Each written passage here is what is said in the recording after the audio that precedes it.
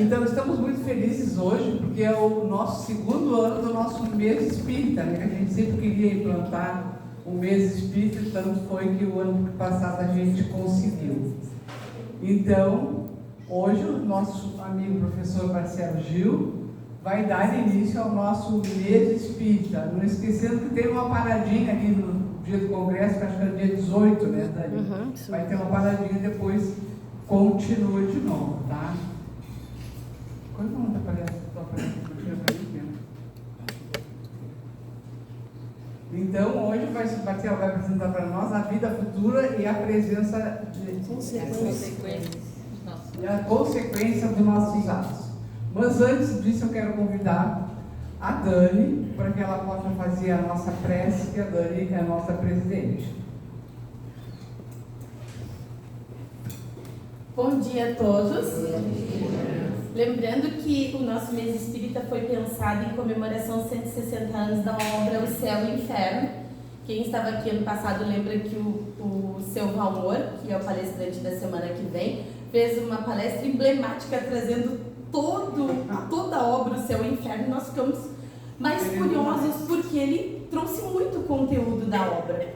Então tivemos o primeiro insight, depois a obra estaria completando 160 anos, então nós desmembramos em 4 palestras para trazer, né, ao conhecimento de todos um pouco mais da obra O Céu e o Inferno.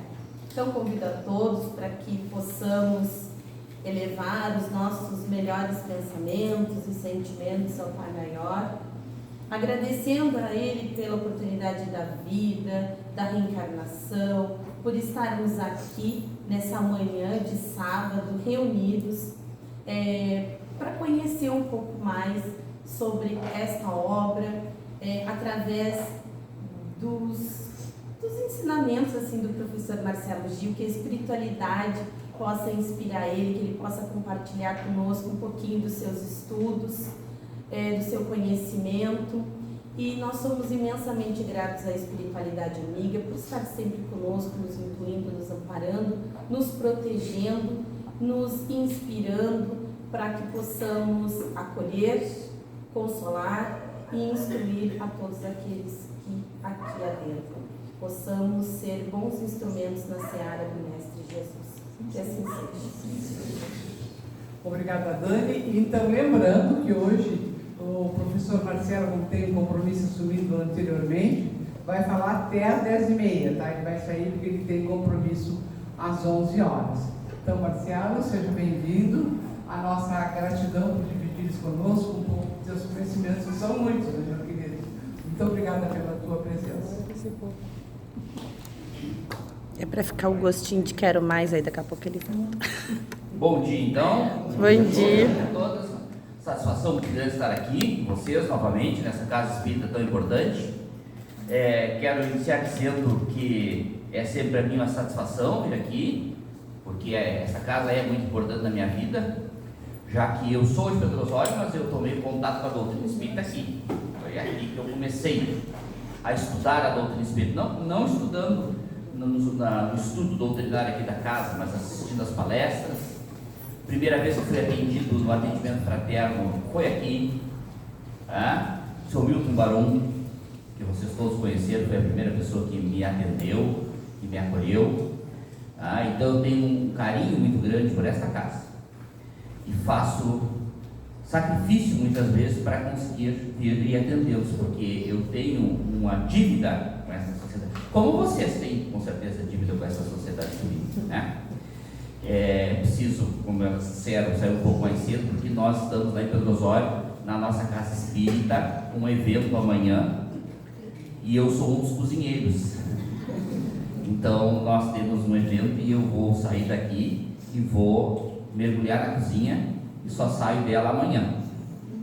Porque nós estamos com esse evento e eu sou um dos principais cozinheiros lá, nos nossos eventos. E nós estamos lá em Pedro Osório também com o mês espírita, na Sociedade Espírita Fé, Esperança e Caridade. Já é o 10º mês espírita. Todo mês de outubro nós dedicamos a levarmos expositores de fora para Pedro Osório. O tema do nosso mês espírita lá este ano é Família, aperte mais este laço. Tivemos a primeira palestra ontem, com o Luciano Santos, da Sociedade Fraternidade. Na próxima sexta é o João, psicólogo, trabalha aqui com vocês. O João vai fazer a exposição lá. E vocês, se quiserem, podem assistir pelas redes sociais, porque nós transmitimos as palestras lá, sempre pelo Facebook, na CEFEC, às 20 horas. Tá bem? Então vamos iniciar hoje esta jornada pelas ideias da doutrina espírita a respeito da vida futura, né? Com base na obra O Céu e o Inferno, que é uma obra que está de aniversário de publicação neste ano, no mês de agosto. Completou o seu aniversário, foi lançada por Kardec, né, em 1865. Uma das 5 obras organizadas por Allan Kardec que trazem o pensamento da doutrina espírita a respeito de uma porção de coisas aqui especificamente sobre a vida futura e também sobre as consequências dos nossos atos na nossa vida futura. É importante que a gente frise o seguinte, que como nós chamamos, as obras de Kardec são as obras básicas, não é? Isso não diminui as obras de Kardec, mas elas são alicerces. Depois, porque a doutrina espírita é uma doutrina progressiva e progressista, que vai se ampliando, se aprofundando cada vez mais. Depois que Kardec desencarnou, os espíritos, através de diversos médiuns, continuaram trazendo conhecimento sobre este tema, sobre todos, mas sobre este especificamente, através de diversos médiuns, né? Se nós pegarmos a obra do André Luiz, é um tratado sobre isso. Este tema que nós temos no quadro, aí, no quadro, vocês viram, eu sou professor, né? Eu sou dos antigos. Completei esse ano 25 anos de magistério. Então eu sou dentro do quadro. Então, volta e meia, eu, em vez de falar slide, eu falo quadro. Já sabem por quê. Então, a vida futura é a consequência dos nossos atos. Nós encontramos na obra do André Luiz um aprofundamento sobre isso. Não é só na obra do André Luiz, né? Mas estou citando aqui a obra do André Luiz, eu sou um grande fã do André Luiz. E foi aqui nesta casa que eu conheci o André Luiz. Eu, uma vez, fui atendido aqui, no atendimento fraterno, uma senhora da qual não lembro o nome, encontrei ela há pouco tempo numa outra casa espírita. Ela continua trabalhando aqui e trabalha também no Lobo da Costa. Esqueci o nome dela. Ela me apresentou a obra do André Luiz. Se tu queres entender esses problemas aí que tu estás trazendo para mim aqui no atendimento fraterno, tu tens que ler o André Luiz. E eu um dia encontrei ela anos, 30 anos depois, encontrei ela e disse: a senhora é responsável por eu estar aqui hoje. Estava fazendo uma exposição e ela entrou e sentou. Eu não lembro o nome dela. Ela é de São Paulo. Ela entrou, sentou no fundo, e eu, quando terminei a exposição, disse: aquela senhora que está sentada ali é responsável por eu estar fazendo essa palestra aqui hoje.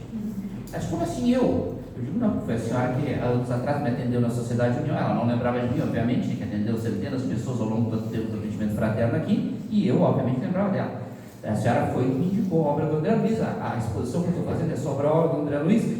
E a senhora é a culpada de eu ser apaixonado pelo André Luiz. Aí nos abraçamos, ela viu e tudo mais. Mas nós encontramos esse tema aí muito aprofundado, né, na obra do André Luiz. Nós encontramos esse tema com grande profundidade na obra do André Luiz. Inclusive, não só na obra do André Luiz, mas se nós formos ler aquela que é considerada a maior obra espírita do século passado, e eu acho, na minha humilde opinião, que ainda é a maior obra espírita desse século, que é Memórias de um Suicida, de Ivone Pereira, nós também encontramos detalhes fartos sobre as consequências dos nossos atos na vida futura, certo? Mas vejam só, né? Essa crença na vida após a morte é algo que acompanha a humanidade desde as mais recuadas épocas. O Espiritismo, é importante que a gente faça uma análise da doutrina espírita frente a outras doutrinas, a outras religiões, a outras filosofias. Kardec faz muito isso. O espírita, no meu ponto de ver, no meu ponto de vista, eu não digo que isso é ponto de vista da doutrina espírita, digo que é o meu ponto de vista, porque às vezes eu vejo por aí as pessoas apresentando seus pontos de vista como se fossem os pontos de vista da doutrina espírita. Inclusive gente famosa às vezes faz isso. Apresenta a palestra, a visão da doutrina espírita sobre não sei o quê. Aí tu vai ver a palestra, é a visão da pessoa.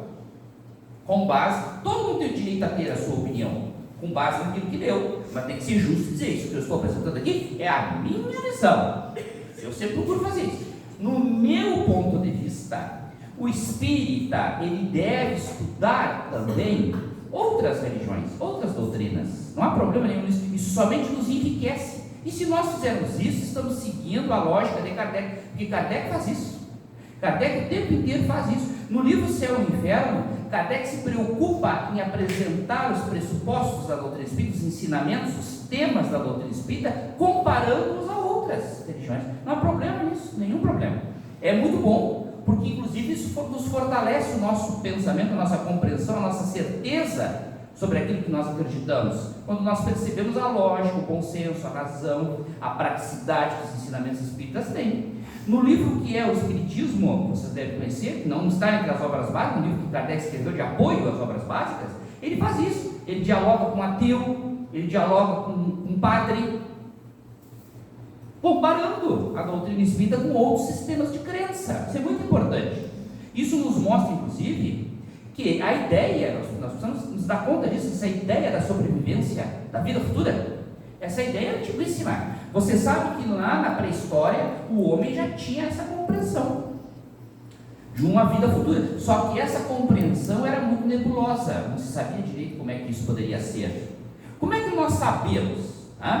Eu sou historiador, sou professor de história, sou pesquisador em história, então eu sempre puxo a brasa para a história. Como é que nós sabemos, afinal de contas, que essa crença é tão antiga quanto a própria humanidade?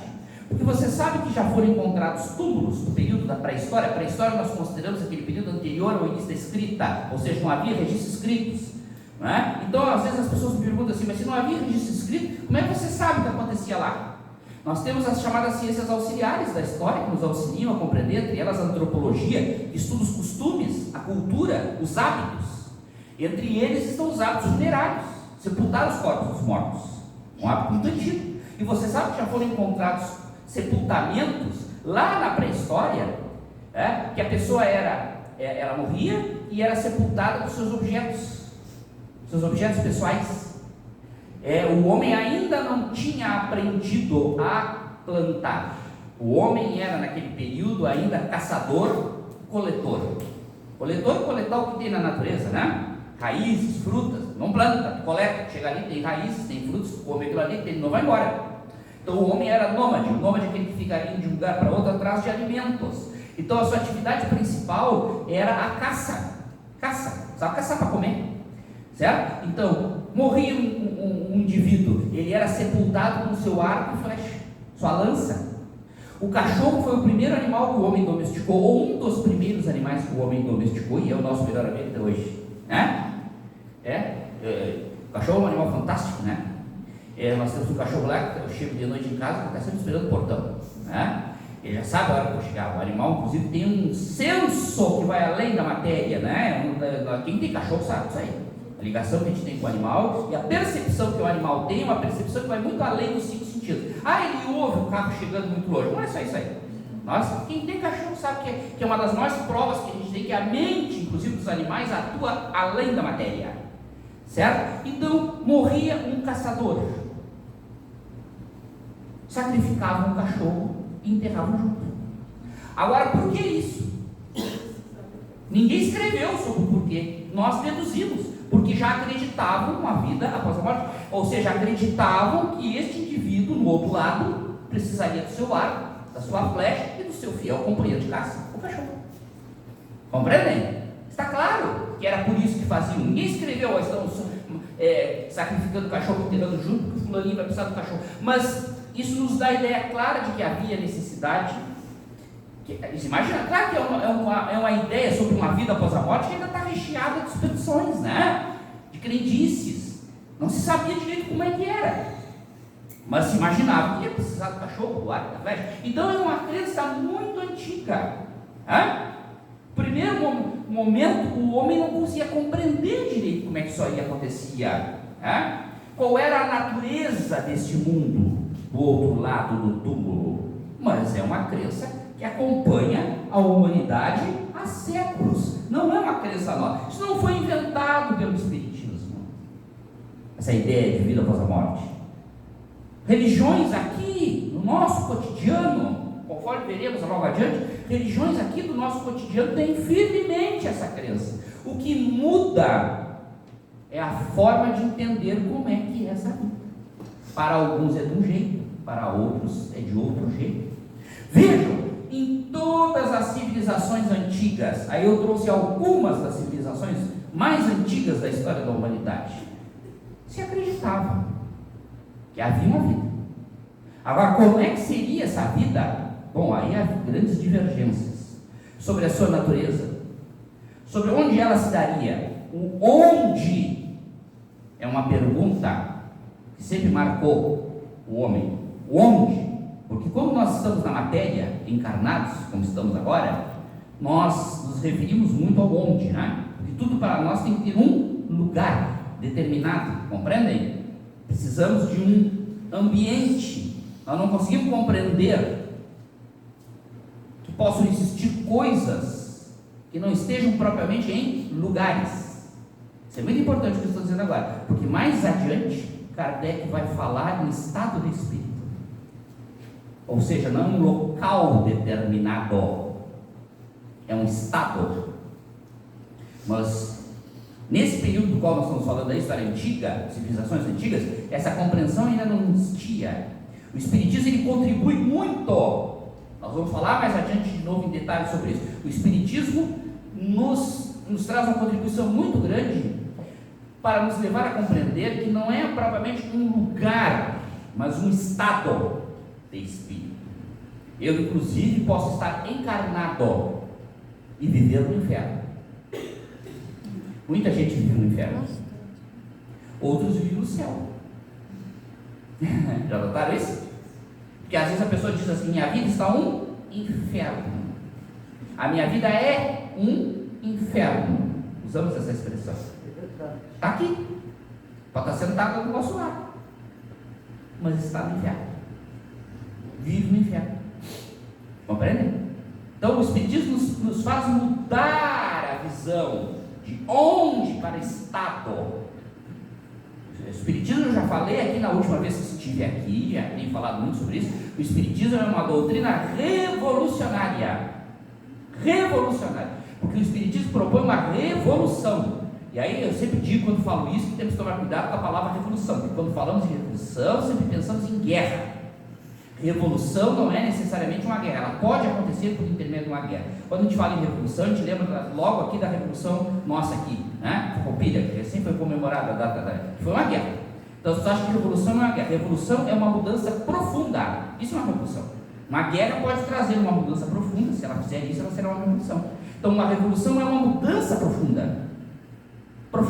E o Espiritismo propõe uma mudança profunda em relação a isso aí, ó. Todas essas civilizações discutiram essa ideia da vida futura. Na Índia, civilização uma das mais antigas da história da humanidade, 5.000 anos, já se acredita em vida após a morte. Agora, como é que é lá e onde é o lá? É uma discussão antiga, tanto quanto a crença. Tanto é que eu acabei de mostrar para vocês que bem lá na pré-história se acreditava que era possível caçar do outro lado. Tanto é que botavam os instrumentos de caça do indivíduo. No Egito, você sabe que a civilização egípcia era uma civilização extremamente marcada pelo culto da morte. Culto da morte. Pirâmides, templos, gigantescos túmulos. Os maiores túmulos da história da humanidade foram construídos pelos egípcios. Vocês já imaginam o que é? Olha a importância que a morte tinha no Egito Antigo, a ponto de pegarem 100.000 pessoas, isso é 1/3 da população de Pelotas, 100.000 pessoas, trabalharem durante 20 anos para construir uma pirâmide para sepultar um homem. Olha a importância que a morte tinha para aquela civilização. Tem noção do que é isso? Eu sempre dizia para os meus alunos, quando lecionava lá que agora eu leciono nos cursos superiores, mas quando lecionava para os meus alunos lá de 7ª série, na época que estudavam o Egito, eles se fascinavam pelo Egito. As crianças elas dão uma resposta fantástica. O estudo do Egito é uma coisa fantástica. A gente perde um pouco a noção do Egito, está muito longe de nós. Mas vejam só, o Brasil tem 500 anos de história. 500.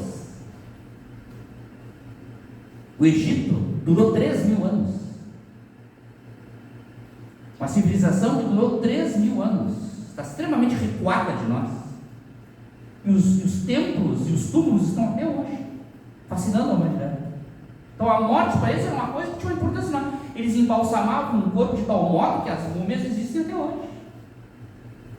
Então, a crença deles na vida após a morte era algo que fazia parte do cotidiano, só que estava recheada de superstições. A ideia, por exemplo, de que o corpo precisava ser conservado para que a alma pudesse viver bem do outro lado. O corpo precisava ser conservado. Então, daí a ideia da mumificação.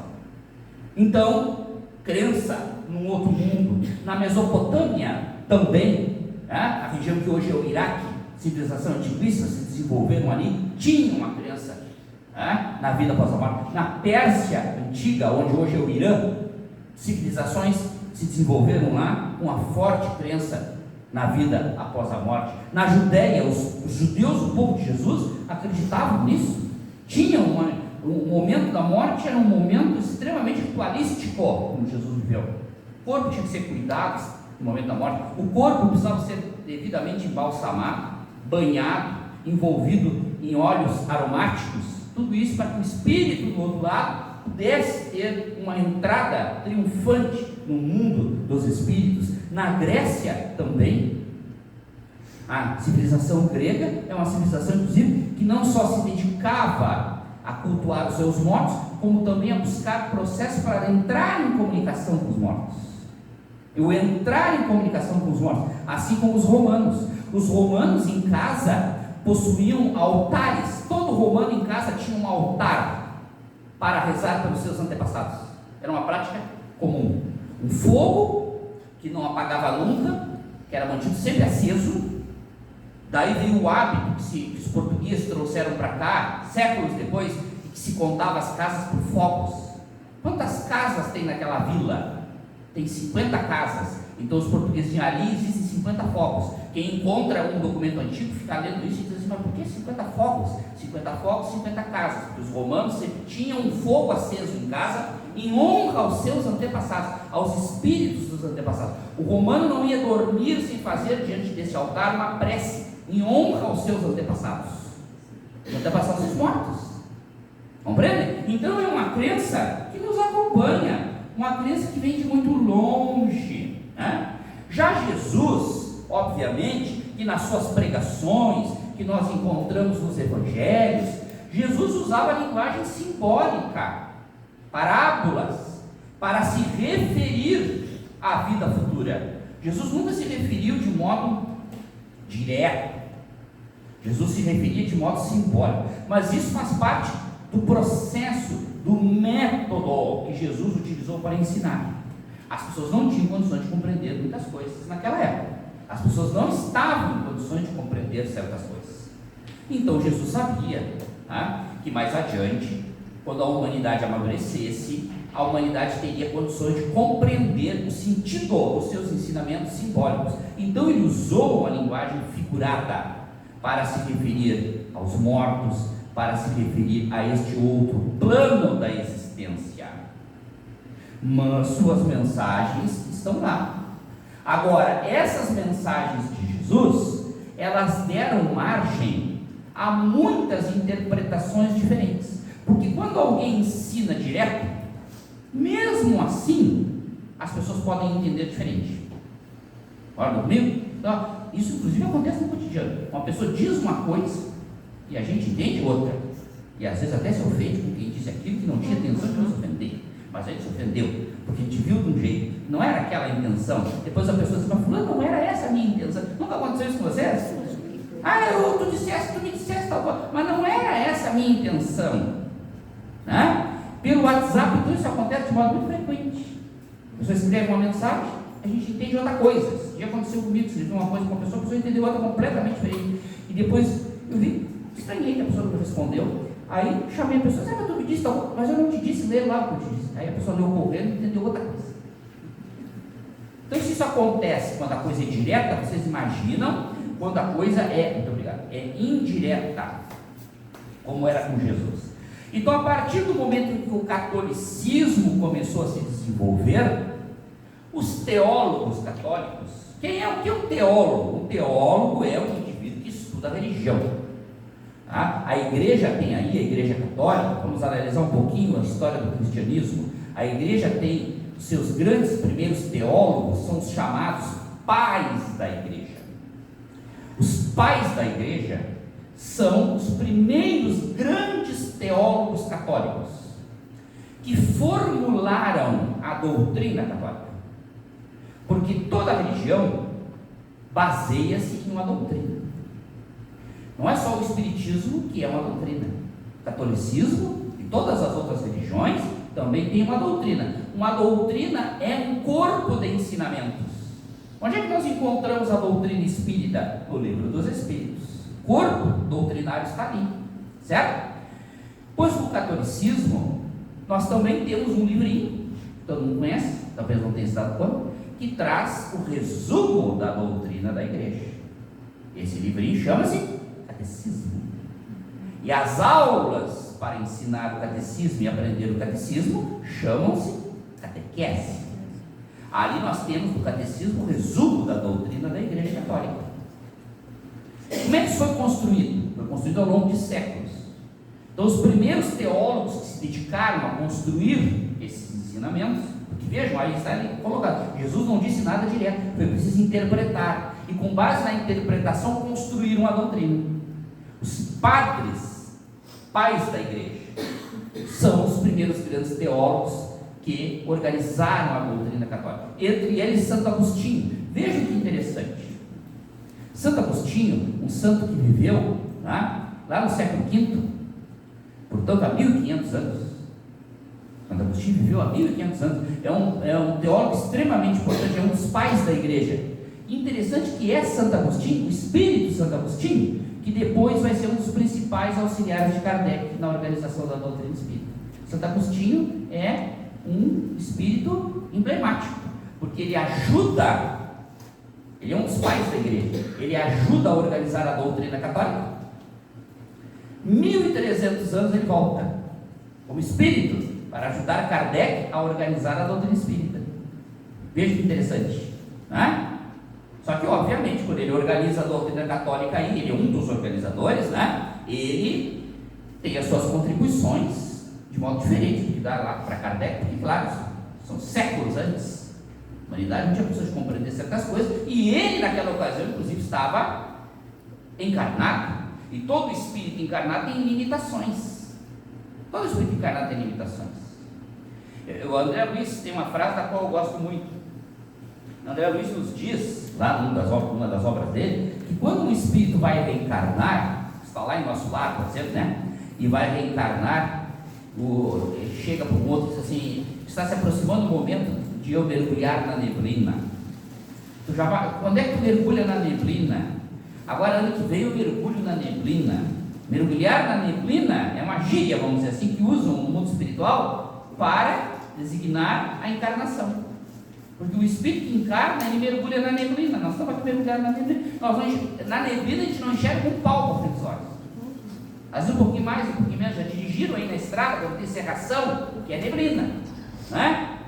Conforme a cerração é mais densa ou menos densa, a nossa visão é um pouquinho maior, um pouquinho menor. Temos que andar bem devagarinho, porque nós não enxergamos praticamente nada à frente.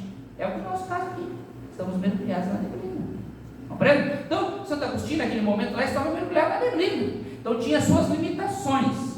Então, esses teólogos tiveram grandes problemas para definir questões que são extremamente complexas. Questões muito complexas. Que não foram definidas de uma hora para outra, foram definidas ao longo de séculos.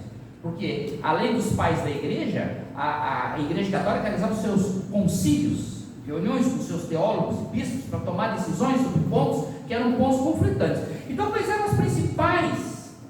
E que são as questões que Kardec vai abordar no livro Céu e Inferno. Quais são as principais questões que precisavam naquele momento ser definidas e que causaram muita polêmica? O bem e o mal. Precisa definir isso. Da onde vem o bem? Da onde vem o mal? O que é o bem? O que é o mal? Algo complexo, certo? Outro tema, a existência de anjos e demônios. A igreja, né, os teólogos passaram muito tempo discutindo essa questão de anjos e demônios. Como é que os anjos e os demônios foram criados? Qual é o que justifica Deus ter criado um anjo, que é um ser perfeito? E um desses seres perfeitos, mesmo sendo perfeito, se deixou levar pelo orgulho e se tornou um demônio e levou um terço dos anjos com ele, que é Satanás, Lúcifer. Como é que pode isso? E o que justifica Deus ter criado anjos, que são seres perfeitos, e criou o homem, que é um ser imperfeito? Nós somos meio que parece assim, dentro dessa visão, aquele filho meio escanteado. O filho preferido é o anjo, o filho escanteado é o homem, que não foi criado perfeito, tem que passar por todos os sofrimentos aqui. Não é bem assim, porque o homem foi criado para viver no paraíso, mas ele desobedeceu a Deus. Então, vejam, é uma situação que custou a ser definida. A vida futura está entre elas. Como é que é a natureza dessa vida? Como é que ela se dá? Vocês vão ver mais adiante aqui que essa questão é extremamente complexa e que somente o Espiritismo resolve isso de modo adequado, bem como a questão do juízo final, que está no juízo final ligado à ideia de vida futura. Como é que ocorreria esse juízo final? E qual a relação desse juízo final com a vida futura? Então, durante o processo de desenvolvimento da doutrina católica, alguns problemas, eles persistiram durante séculos, incomodaram teólogo, pós-teólogo, que não conseguiam resolver esses problemas, porque a teologia se apoia na filosofia, que é a capacidade de raciocinar e de encontrar uma solução para um problema através do raciocínio. Então os teólogos tentavam resolver como harmonizar a ideia do mal com a existência de Deus. Alguns filósofos chegaram a afirmar o seguinte: o mal existe? Sim, então Deus não pode existir. Porque se Deus existe e o mal também existe, das duas uma: ou Deus não tem o poder para terminar com o mal, e se ele não tem o poder para terminar com o mal, ele não é todo poderoso. Ou ele não quer terminar com o mal. Se ele não quer terminar com o mal, ele não é todo amor. Vejam, eu estou lançando uma questão. O Espiritismo tem uma resposta para isso. Mas os teólogos se perguntavam sobre isso. Como é que pode? Por que Deus não termina com o mal? Será que é porque ele não quer?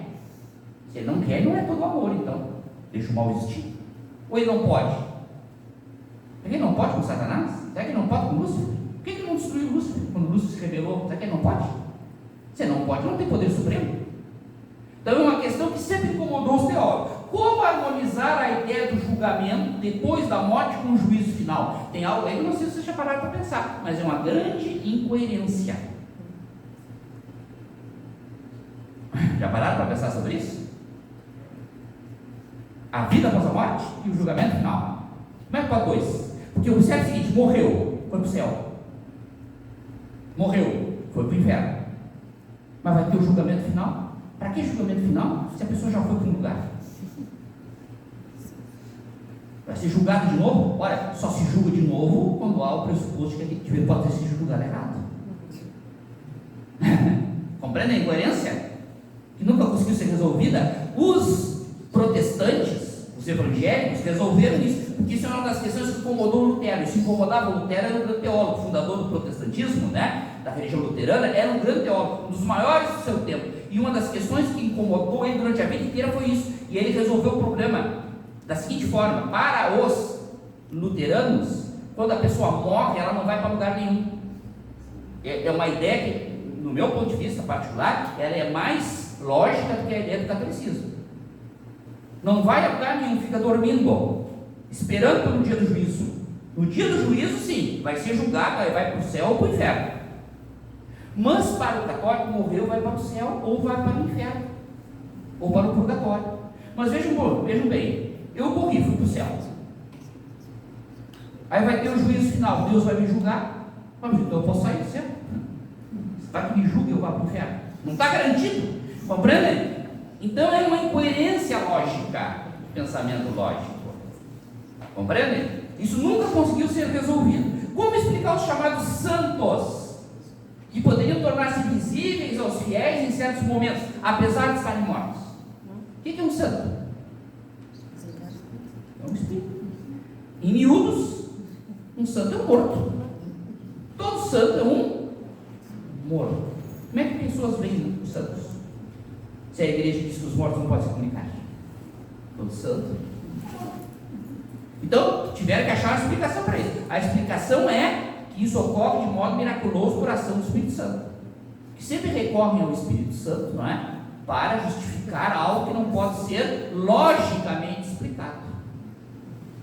Então, se a minha avó morreu, ela não pode aparecer para mim.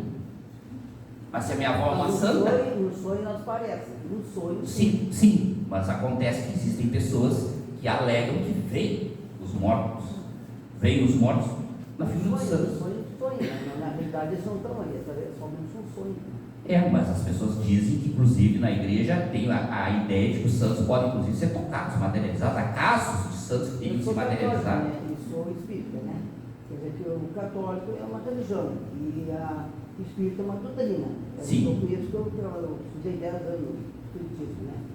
Eu tenho muito conhecimento na casa da prece, estava fácil. Eu, na realidade, já sou espírita, mas minha religião é católica. Mas eu acredito em santo, né? Sim, mas a questão, então, tudo bem, mas a questão não é essa, a questão está no fato de que o santo é um morto, é um espírito. Sim. Se ele pode aparecer, não há coerência de dizer que este pode e os outros não podem, né? Porque se um santo pode se tornar visível sendo um morto, por que um outro morto não pode se tornar visível? Então Deus estaria sendo injusto. Compreende a situação? Outra incoerência muito grande do pensamento que foi durante séculos debatido, vocês vão ver adiante. Né? Observem a questão do destino dessa vida futura.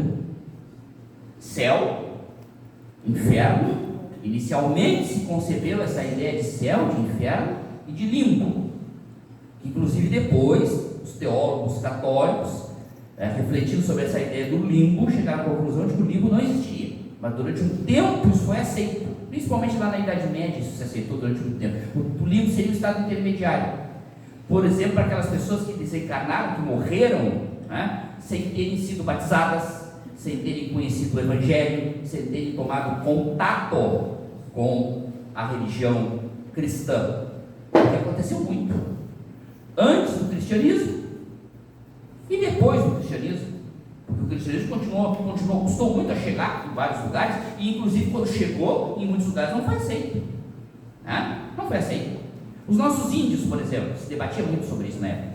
O que aconteceria com o espírito do índio?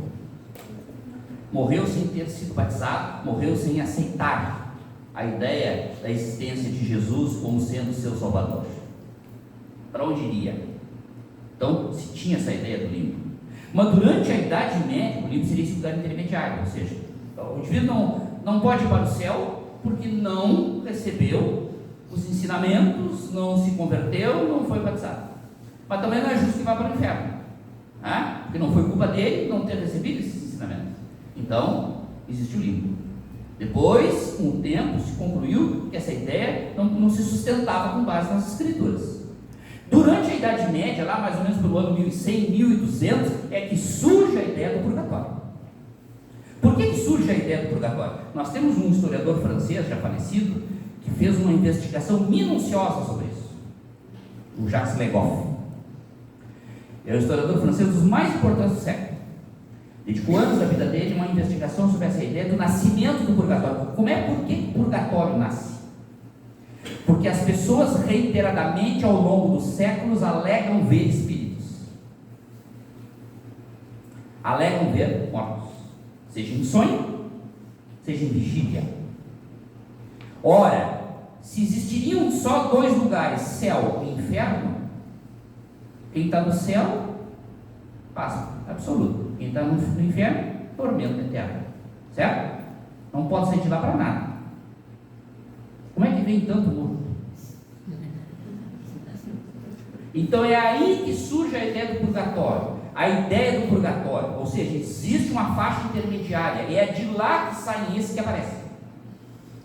Então, na Idade Média se constitui essa ideia.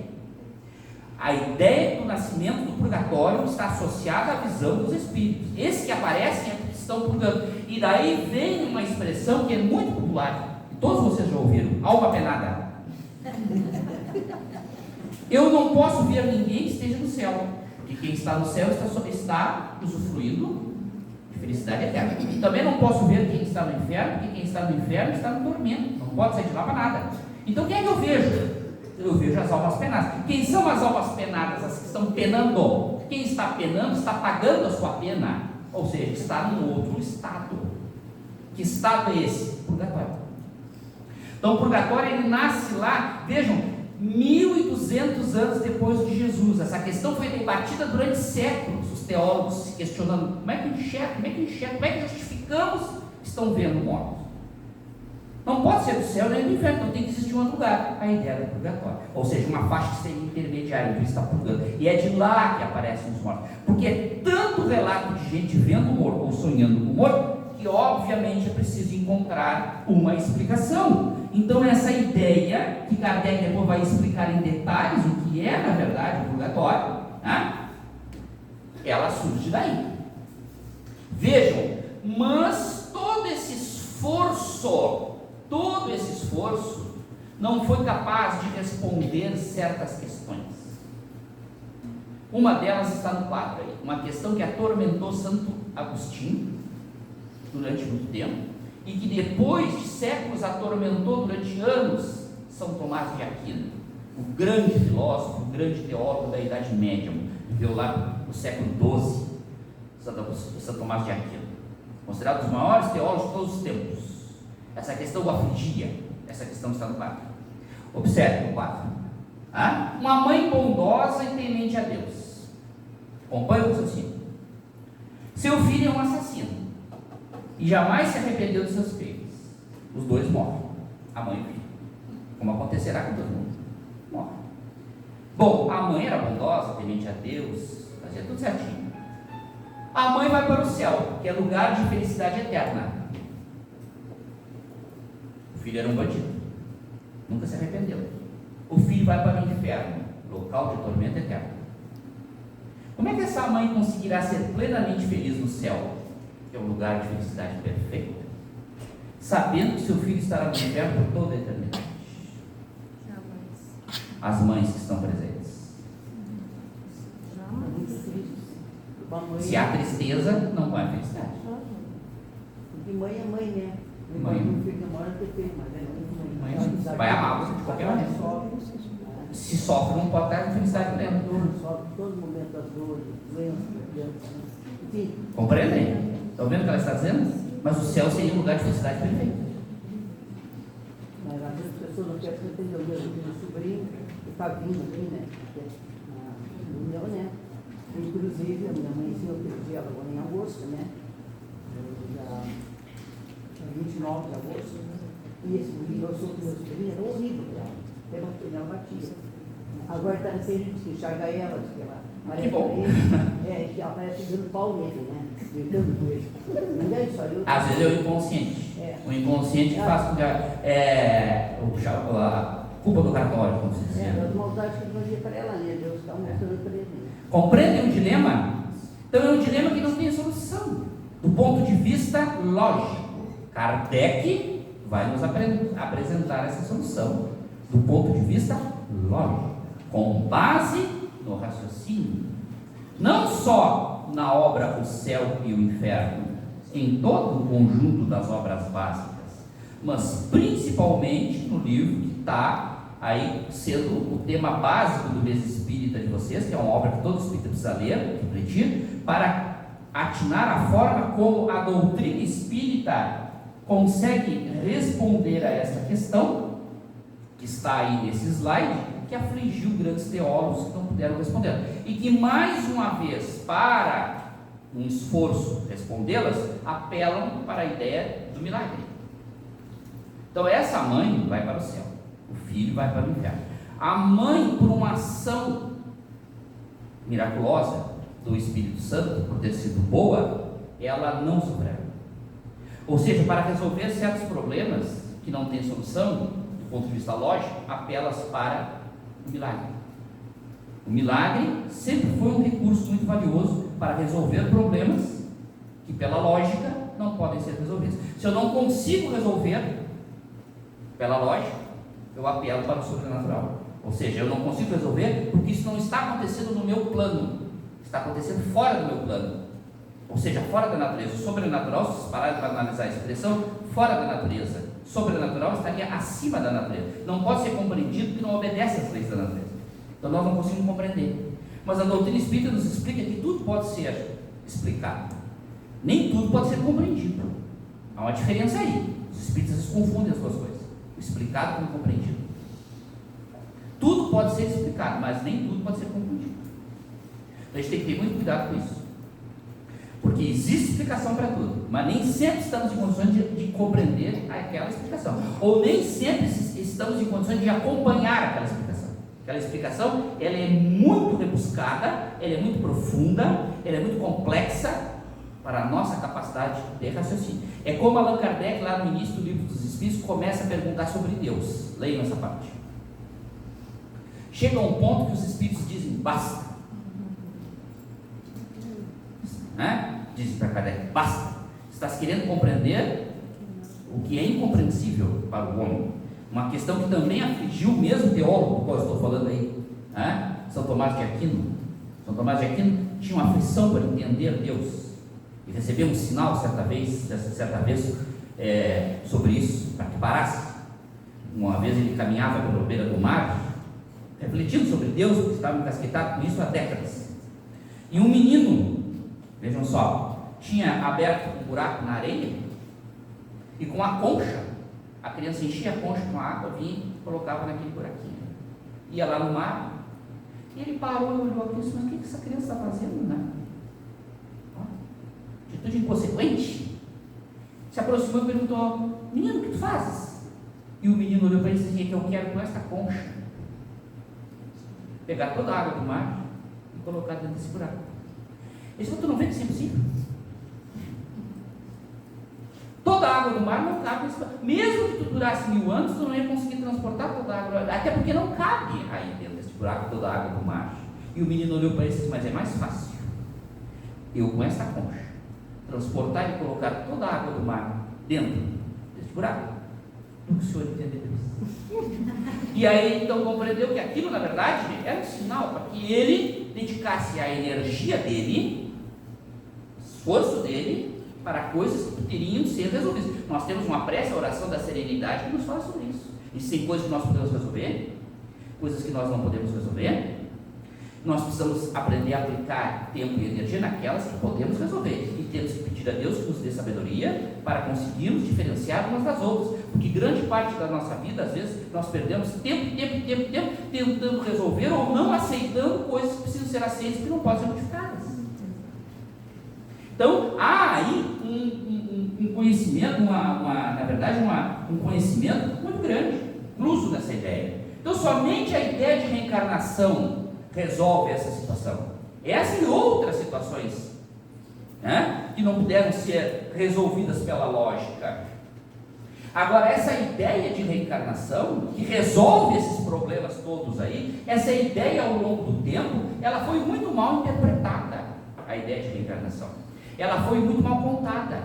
E que também não é uma ideia inventada pela doutrina espírita. Nós precisamos ter cuidado com isso. Nós vivemos em um país onde a doutrina espírita é de longe a doutrina reencarnacionista mais conhecida. Mas ela não é a única doutrina reencarnacionista. Tem outras. O budismo é reencarnacionista, o hinduísmo, outras religiões, outras doutrinas são reencarnacionistas. Então a gente ouve dizer assim que o espiritismo inventou essa ideia de reencarnação. Porque no espiritismo, no Brasil, quem mais fala de reencarnação é a doutrina espírita. Compreende? Então as pessoas dizem que foi o espiritismo que trouxe isso, que inventou isso. Não foi. É uma ideia muito antiga. O espiritismo faz por nós, e aí vem uma nova revolução da doutrina espírita, colocar essa ideia ao alcance de todos, de modo lógico, de modo racional, com base no bom senso. O espiritismo nos explica a ideia de reencarnação e nos mostra que esta vida futura, esta vida do outro lado da matéria, para espíritos como nós, é um período. precisaremos retornar para cá. Por isso Kardec utiliza a expressão espírito errante. Estariam na erraticidade. A erraticidade é, na verdade, esta fase entre uma encarnação e outra. Então, a nossa vida aqui, neste plano material, é transitória. Mas o período que ficaremos lá depois desta vida também será transitório. Por que será transitório? Porque não atingimos a perfeição, precisaremos retornar para cá. Então, o período em que ficaremos no mundo espiritual, depois da morte, é um período intermediário entre uma encarnação e outra. Ele só será permanente quando nós atingirmos a perfeição e cessar para nós a necessidade de reencarnar. Então, a vida material é transitória, mas para espíritos do nosso nível, a vida espiritual também será transitória, porque ela só será permanente para o espírito que atingir a perfeição.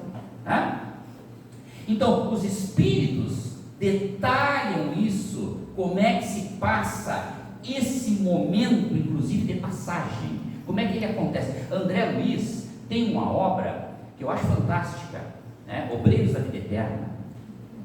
Obreiros da Vida Eterna.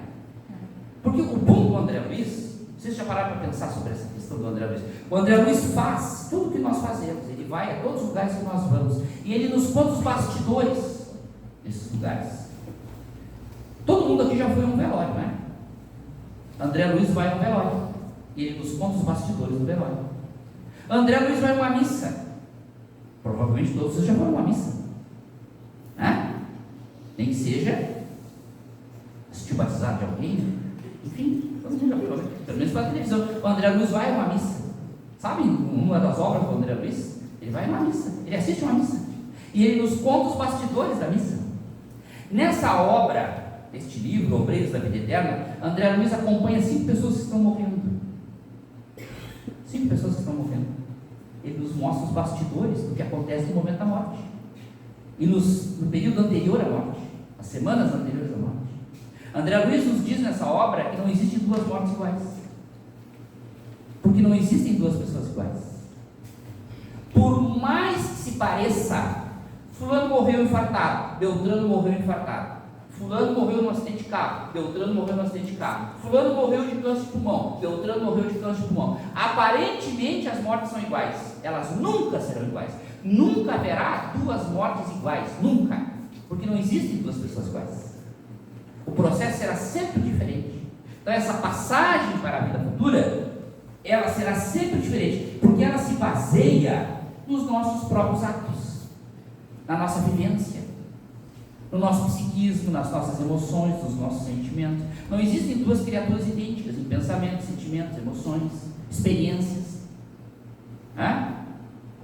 Então será um momento diferente para cada um, porque ele decorre das nossas ações. Aí vem o link lá, né? Consequências dos nossos atos. Ele decorre das nossas ações, esse momento de passagem. E é nessa obra, publicada por Kardec lá em 1º de agosto de 1865, que ele nos fala sobre tudo isso. Inclusive o subtítulo é muito importante: a justiça divina segundo o Espiritismo. Essa obra ela nos apresenta a justiça de Deus de acordo com a doutrina espírita, de acordo com a visão da doutrina espírita. E ela nos propõe, olha a explicação de Kardec sobre essa obra: exame comparado, é o que nós estamos fazendo aqui. Exame comparado das doutrinas sobre a passagem da vida corpórea à vida futura, sobre as penalidades e recompensas futuras, sobre os anjos e demônios, sobre as penas, etc., seguido de numerosos exemplos acerca da situação real da alma durante e depois da morte. Durante e depois da morte. Esta é a explicação do próprio Kardec lá na apresentação da obra. Ele faz um exame comparado do ensinamento da doutrina espírita com o ensinamento das outras doutrinas. E inclusive nos traz, aí é que vem o diferencial, o novo ponto de revolução da doutrina espírita. Falar sobre isso aí todo mundo sempre falou. Expliquei aqui para vocês no início que se conhece isso há muitos anos, mas pela primeira vez alguém traz a opinião do morto. Falar sobre morte, todas as religiões sempre falaram. Falar sobre vida depois da morte, Todas as religiões sempre falaram, mas sempre foi os vivos falando sobre a morte. Sempre foram os vivos falando do mundo depois da morte. Pela primeira vez nós temos os mortos falando sobre a morte. Os mortos falando sobre o seu mundo. Isso é uma revolução tremenda. Já pararam para pensar sobre isso? Até Kardec publicar esse livro, 1º de agosto de 85, todo mundo falava de morte, mas era sempre os vivos falando de morte. Agora são os mortos falando de morte. Nós encontramos depoimento. Kardec perguntou: como é que foi quando tu morreu? O que tu sentiu? E o Espírito diz: eu senti isso, senti aquilo, me apareceu tal coisa, tive uma sensação assim, tive uma sensação assada, parece que tive um torpor, tive uma tontura, me apagou quando eu acordei. E aí, está entendendo? Futuramente isso vai se ampliar cada vez mais. Olhem o livro Nosso Lar. O que vocês têm no livro Nosso Lar? Vocês têm um morto falando sobre a vida depois da morte, não vivo, especulando. Como é que será que é? Todo mundo tinha feito isso ao longo dos séculos. Como é que será que é? Lá no Egito Antigo já faziam isso. Se reuniam para pensar, para discutir. Vem cá, como é que será que é? Será que tem alguma coisa lá? Ou não tem nada lá? Como é que é o lá? Era sempre os vivos. A doutrina espírita propõe colocar como protagonistas o próprio morto. É André Luiz, minuciosamente explicando o que acontece com ele. Desde o momento em que ele ia sendo operado na mesa de cirurgia, morreu. Como acontecerá com qualquer um de nós. E como inclusive já aconteceu conosco muitas vezes. Porque quando nós falamos em vidas passadas, nós esquecemos de um detalhe muito importante. Eu ouço muita gente falar em vidas passadas, vidas passadas, vidas passadas. Toda hora a gente falando de vidas passadas. Mas e nas mortes passadas? Já pararam para pensar? Sim, já morremos. Se nós já tivemos, vamos imaginar, 100 vidas passadas, tivemos 100 mortes passadas. Já morremos 100 vezes. E vocês já se deram conta que nós continuamos tendo medo dela? Quando a gente vai fazer uma coisa pela primeira vez, a gente fica nervoso. Vou dirigir pela primeira vez, estou nervoso. Aí começo a dirigir. Depois eu entro no carro, faço tudo automático. Falar em público. Ontem tinha uma apresentação lá no Café onde eu dou aula e tinha uma fila de alunos, um canto do outro. Ninguém queria falar. Gente, mas pelo amor de Deus, eu nunca falei, professor. Então é assim, a primeira vez que eu fui falar em público, eu tremia como vara verde. Hoje não fico mais, não porque seja melhor que ninguém, mas porque isso é um hábito. Eu dou aula, eu faço isso que eu estou fazendo aqui, eu faço todo santinho. Eu entro numa sala de aula, às vezes salas de aulas grandes, e eu encontro pessoas sentadas me olhando e eu preciso falar. Então isso aí faz parte do meu cotidiano. Então, para mim, é absolutamente natural. Não é porque eu sou de melhor, é porque faz parte do meu natural. É do meu cotidiano isso aí. Faço isso todos os dias. Todos os dias. Agora, morrer, a gente nunca se acostuma com isso. A gente morre, e sempre tem medo. Nunca quer ir. Lembra do caso do Chico Xavier? Né? Tem medo da morte? Chico, não, mas pressa também não tem. Né? Lembra do caso do avião? É que eu acho que eu vou morrer. Por que tu está gritando? Eu acho que eu vou morrer. Mas então grita, morre então com educação. Como é que eu morro com educação? Eu vou gritar. E vai gritar, e grita. E aí as pessoas olham e dizem: se o Chico Xavier está gritando, ele vai morrer. Então, faz parte. Por quê, gente? Porque quando morremos, nos deparamos com o pior de todos os juízes. Não é Deus, sentado num trono de ouro, vestindo uma toga dourada, pronto para nos apontar o dedo como um juiz tenebroso. Não é Deus, é a consciência. Nós sabemos que quando morrermos, enxergaremos os nossos atos diante dos nossos olhos, através de um mecanismo natural, e vamos nos envergonhar da maior parte deles. É por isso que é. Está no nosso inconsciente. Nos envergonharemos. Nos envergonharemos, principalmente daquelas picuinhas que alimentamos ao longo de toda a vida. E André Luiz disse que não há nada pior do que o senso do tempo perdido. É a pior coisa que pode haver. Então vejam, de acordo com a doutrina espírita, nós vivemos de acordo com a lei de ação e reação. Nós estamos plantando, estamos colhendo, e aí as reações, elas acontecem o tempo inteiro, ao longo da nossa existência, o tempo inteiro. Existem ações que produzem reações a curto prazo. Existem ações que produzem reações a médio prazo. Existem ações que produzem reações a longo prazo. Mas isso acontece o tempo inteiro. Acontece conosco diariamente. Não é só do ponto de vista moral, é físico também. A ação e reação regulam a nossa vida 24 horas. Comi demais. Comi o que não devia. Passei mal de noite. Ação e reação, como não? É ação e reação. Se a pessoa sabe, por exemplo, que ela não pode, vamos um exemplo bem claro, ingerir leite, porque tem intolerância à lactose, aí chega numa casa da fulana, a fulana preparou um pudim, a pessoa, por um lado, não quer dizer não, e por outro lado, tem a gula para comer pudim, se empanturrou de pudim, chega em casa, parece um balão, parece que vai estourar. Ai, tô mal. Tá mal por quê? Porque fez, porque sabia que não poderia fazer. Ação e reação. Esse negócio de comer nos dá um exemplo claro de que a reação pode chegar logo ali, ela pode chegar de noite. De noite. Ontem tivemos uma recepção lá no Centro Espírita, né? E hoje, de manhã, saiu uma amiga e disse assim: ai, como passei mal. Que comi fritura, não posso comer fritura, bati os pastéisinhos, eu não posso. Não é isso? Passou a noite inteira mal, dormiu sentado. Quantas vezes nos acontece isso? Compreendem? É ação e reação, a curto prazo. Tem a médio prazo, a longo prazo. É como no plantio. Se eu plantar, por exemplo, uma verdura qualquer aí, alface, né? Um mês depois estou comendo alface. O fruto é rápido. Agora, se eu plantar uma laranjeira, vai demorar anos para eu comer a laranja. E tem aquela tâmara que é famosa, quem planta a tâmara não come a tâmara. Só os filhos vão comer, porque a árvore demora, parece que não sei, 50, 60, 70 anos para dar fruto. São como os atos da vida moral. A lei de ação e reação, ela regula a vida moral. Mas pode acontecer daqui a instantes, como pode acontecer daqui a muitos anos. Então vem aquela pergunta: então nós somos escravos do ontem? Não totalmente. Tem gente que nos diz que a doutrina espírita ensina que nós somos escravos do ontem. Não somos totalmente escravos do ontem. Ah, mas se eu plantei coisas ruins, eu serei obrigado a colher os frutos amargos da semente negativa que eu tiver plantado. Depende.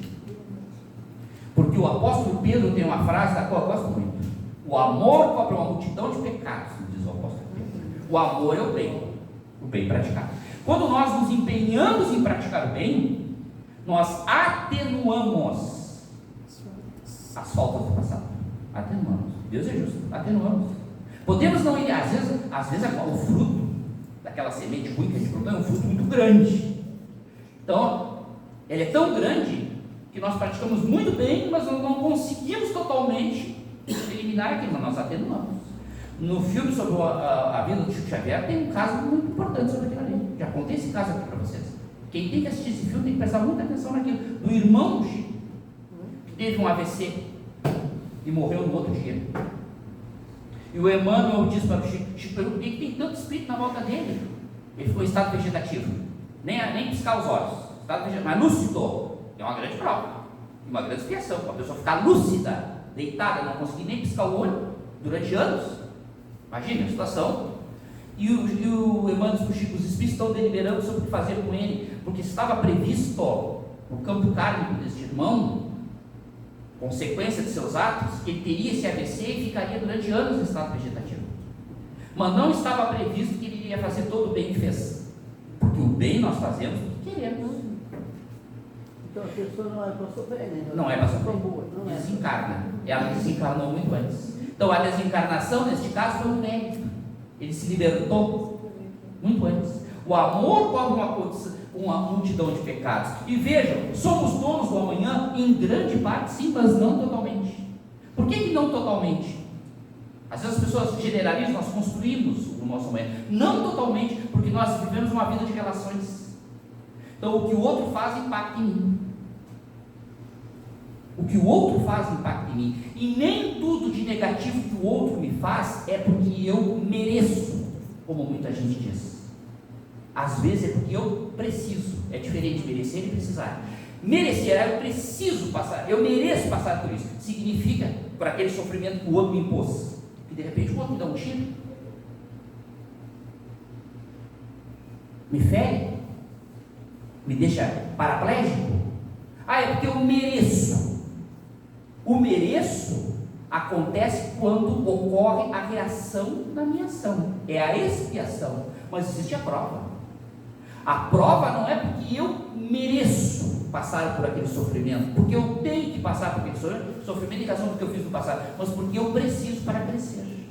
Existem exemplos na literatura espírita de espíritos que reencarnam em certas situações muito difíceis do ponto de vista físico, ou que se apresenta aquela situação num determinado momento da vida, que são espíritos missionários, que vieram com a missão de enfrentar um determinado problema, para que aquele problema servisse de base para que a medicina, através daquele indivíduo, avançasse. Não está no campo kármico daquele indivíduo. O indivíduo apresenta uma determinada doença num determinado momento grave. É porque ele merece. Não, ele se dispôs a ele se dispôs para que a medicina, através dele, pudesse avançar. Vocês já assistiram, não sei se é o caso, mas há aí um exemplo fantástico, O Óleo de Lourenço, um dos melhores filmes que eu já vi na vida. O menino desenvolve uma doença gravíssima a partir de um certo momento da vida, e os pais, inconformados com a doença do filho, começam a estudar a doença, mas eles estudam com uma profundidade tal que eles encontram a explicação para a doença e a cura para a doença, e os dois recebem o título de doutores em medicina sem nunca terem estudado medicina. Aquele pai larga tudo, ele mergulha naquilo ali, e ele estuda dia e noite o mecanismo daquela doença e o que poderia curar a doença. No caso do filho, não cura, porque já está em estado avançado, mas estabiliza. Mas eles compreendem o mecanismo da doença, eles finalmente conseguem compreender o mecanismo da doença. Compreendem? Pode ser um espírito missionário. É um espírito tão evoluído que, por vezes, ele chega e diz: eu me disponho a isso. Eu não mereço passar por isso. Não é campo kármico, é amor, gente. É amor. O sofrimento, muitas vezes, é por amor. Compreendem? Então, nós somos seres em relação. Então, nós somos escravos do ontem até ali, porque podemos mudar o ontem pela prática do bem. E somos donos do amanhã também até ali, porque somos seres de relação. Por vezes o outro faz algo em relação a mim que eu necessariamente não mereço, mas vou utilizar aquilo ali para poder evoluir, para poder progredir. Então vejam, a vida futura, olhando por esse ângulo, não é só a vida depois da morte. O amanhã de cada um de nós também é a vida futura. Pararam para pensar? Porque o céu e o inferno são estados de espírito. Eu voltei para o início. O céu e o inferno são estados de espírito. Tem uma cena no livro, no filme Nosso Lar. Assistam essa cena.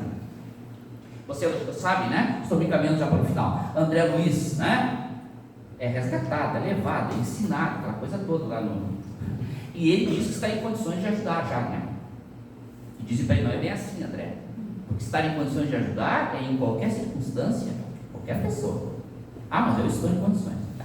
Tanto ele insiste, tanto vais ajudar.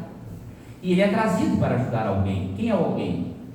O novo marido da viúva. E a mulher casou de novo. Como acontece muitas vezes.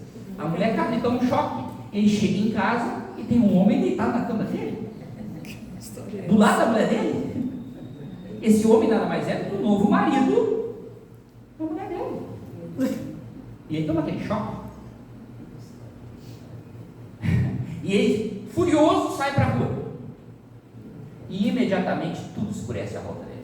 Olhem essa cena. A empregada, que era uma médium, sente a presença dele. Tem uma hora que ela faz assim, como muito médium faz quando percebe alguma coisa. Tem algo aqui. Acho que é o seu André.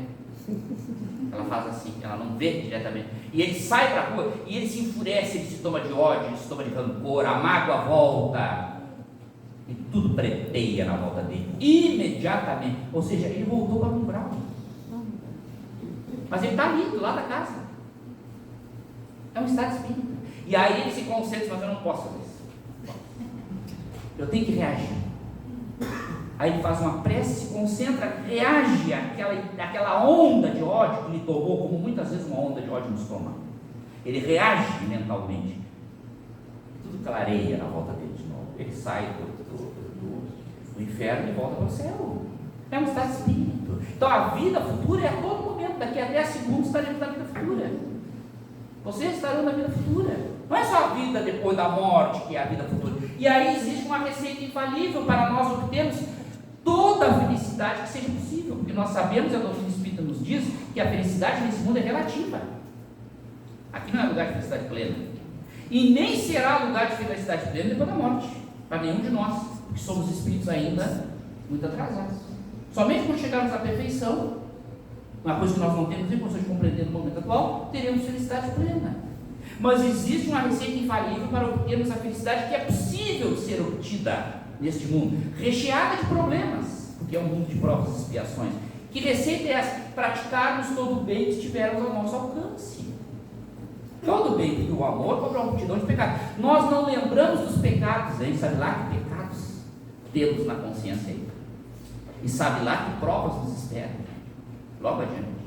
Sabe lá que expiações nos esperam, logo adiante. Amanhã, depois de amanhã, mês que vem, ano que vem. Sabe lá que germes terríveis não carregamos em nós, no nosso perispírito, prontos a eclodir no momento exato. Graças aos débitos tenebrosos, de passados escabrosos, de iniquidade e de dor. Como nos diz uma prece, que é uma das mais bonitas da doutrina espírita. Passados escabrosos, de iniquidade e de dor. Iniquidade e dor que nós impomos aos outros. Porque nós já fomos, muitos de nós, provavelmente torturadores, estupradores, assassinos. Quando se fala em vidas passadas, tem aquela visão romântica, todo mundo é o herói, né? A heroína, o rei, a rainha, o imperador, a imperatriz, o poeta, o escritor, né? Mas e os estupradores, os assassinos, os torturadores estão entre nós, sabe? Se não, seremos nós mesmos. Então, o amor cobre uma multidão de pecados. E o bem pode ser praticado por pensamentos, palavras e atitudes. Está ao alcance de todos nós praticar o bem. A forma mais fácil que se tem de praticar o bem é pelo pensamento. Porque o Espírito ensina, a doutrina espírita age, Espírito, nós somos Espíritos, age pelo pensamento, pela palavra, pelas atitudes. Ah, mas eu não tenho tempo de ajudar ninguém, eu não tenho dinheiro para ajudar ninguém, ganho pouco, trabalho muito, papapá. Sim, talvez por atitudes as limitações sejam grandes, mas por pensamento não há limitação. Como é que eu faço bem pelo pensamento? Prece. Estamos, não é? Falando do céu e inferno. Sabe lá quantos espíritos se tormentam no mundo espiritual? A grande médium Ivone Pereira, certa vez, afirmou no livro Recordações da Mediunidade que ela dedicava todos os dias uma parte do tempo dela para orar pelos suicidas. Tem suicidas aí de que ninguém se lembra. A família esqueceu deles. A família faz questão de esquecer deles, às vezes. Todos nós conhecemos suicidas. Eu tenho uma listinha dos suicidas que conheço, faço prece deles toda semana. É uma forma de fazer o bem. Ivone Pereira diz que nos momentos de maior aflição da vida dela, quem a socorria não era Bezerra de Menezes, que era o seu mentor espiritual e que ela via. Eram suicidas, pelos quais ela fazia prece. E quando ela estava passando por grandes tormentos, multidões de suicidas se apresentavam para ajudá-la, encorajá-la, porque eram gratos a ela. Porque ela era a única criatura que lembrava deles. A única. A família os tinha esquecido, as pessoas os odiavam, as pessoas os execravam, as pessoas os condenavam, chamavam de frouxos, de fracos, de covardes. E ela não. Ela orava por eles. Chico, quando estava em momentos depressivos de sua vida, também tinha altos e baixos, Chico visitava as penitenciárias e abraçava os presos, ato que muita gente condena, sem perguntar que crime o indivíduo tinha cometido. Estaria cometendo um crime, não interessa que crime é. Ia e abraçar, saia renovado. E dizia para ele: mas como é possível, Chico? E ele respondia: as mães. Eles têm mães. Chico era a única pessoa que transmitia uma palavra de carinho, de conforto para aquele filho daquela mãe que estava desencarnada, e a mãe via aquilo. Meu filho sofre na prisão, como disse essa senhora que saiu. O prisioneiro, o criminoso tem mãe, o ama. Então eram gratas a Chico Xavier. Então nós podemos fazer prece pelos que sofrem, não só por nós, como bons pedichões que somos. Pedimos, e até queremos negociar, às vezes. Nós usamos a mesma sistemática do mundo capitalista para a nossa relação com Deus, que aqui nós compramos as coisas quando queremos, e de Deus, e dos Espíritos, e dos Santos, nós usamos um mecanismo, que é a promessa. Se me der tal coisa, eu faço tal coisa. É assim. Se me der tal coisa, eu faço tal coisa. Mas é se me der. Se não me der, melhor não faço. Então compreendem? Então orar por aqueles que sofrem, pela palavra. Não usarmos a palavra para denigrir, para magoar, para ferir, para diminuir, para execrar, para caluniar, para difamar, para injuriar. Mas usarmos a palavra para elevar, para aconselhar, para elogiar, para levar a pessoa a se sentir melhor. É um dom que todos temos. E pelas atitudes. Porque a vida futura é logo ali. A vida futura aqui neste plano é logo ali, que todos sairemos agora daqui e teremos a vida futura. Que quando tivermos já será presente, instantes depois já será passado. E também teremos a vida futura depois da morte, que nós não sabemos o que nos resta de tempo. Ninguém sabe o tempo que tem. Ninguém sabe o tempo que tem. Então, mesmo que soubéssemos, seria um tormento, já teríamos a obrigação de aproveitar. Mas não sabendo, mais obrigação ainda temos de aproveitar, porque pode estar no fim. Ah, mas eu sou jovem. Sim, mas os jovens também desencarnam. Repentinamente, às vezes, não é? Então, aproveitarmos as oportunidades que temos, a fim de que nós possamos, pela prática do bem, atenuarmos os débitos tenebrosos de passados escabrosos de iniquidade e de dor, que fazem parte da consciência de cada um. Me estendi um pouco mais, aquele senhor tinha levantado a mão ali, gostaria que ele fizesse se quer fazer um comentário, o que é, e aí o comentário dele encerra, tá bem? Pois não. É só uma contribuição, a gente todos, sem exceção nenhuma, a gente se programa para estar aqui na Terra, sabendo, pretende fazer. Agora, fazer é uma etapa que as religiões, a nossa religião, é primorosa, a dizer o que lembrar, olha, veio para fazer isso, mas se desviar desse isso que estava programado lá na vida quando não tinha corpo, ele vai dar um monte de saídas que não são fazer aquilo que ele queria fazer e que Deus pede. O Cristo deu como exemplo, o Buda lá na China também deu um exemplo disso, aquele Ayatollah, aquele Khomeini, não. Mas os diversos foram, como o Francisco, que antigamente foi Papa, mas foi de Assis antes, todos eles vieram para cumprir um momento aqui na Terra. Cumpriram, certamente, mas não cumpriram tudo. Porque tem Jesus. Lá no último momento ele disse: Pai, por que me abandonaste? Ele já tinha feito tudo o que ele tinha prometido, mas para mostrar que estava andando com um de nós. Muito mais. Ele usou uma palavra que nunca precisaria. Ele sabia, mas como ia ficar realizado em algum lugar, aquele momento mostrou a fraqueza dele, como homem aqui neste planeta. Porque tem companheiros nossos que não estão mais aqui.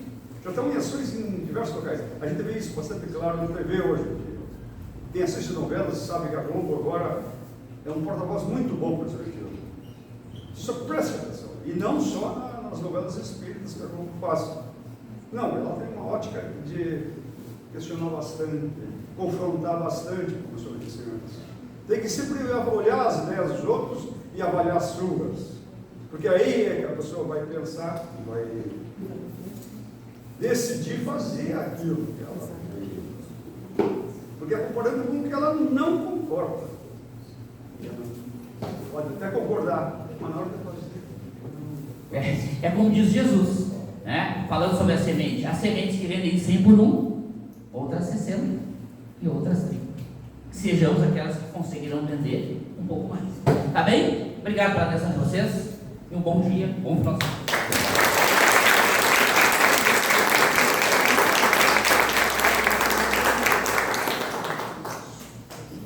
Nossa gratidão ao professor Marcelo por esse banquete espiritual, por tantas explicações, né, que se faz necessário no nosso dia a dia, que às vezes a gente sabe, mas sempre é bom alguém vir e nos relembrar, nos puxar as orelhas, né, por coisas que a gente às vezes vai deixando passar no nosso dia a dia. Então, nossa gratidão ao professor Marcelo. Então, eu vou depois da prece, vocês continuam metendo os recadinhos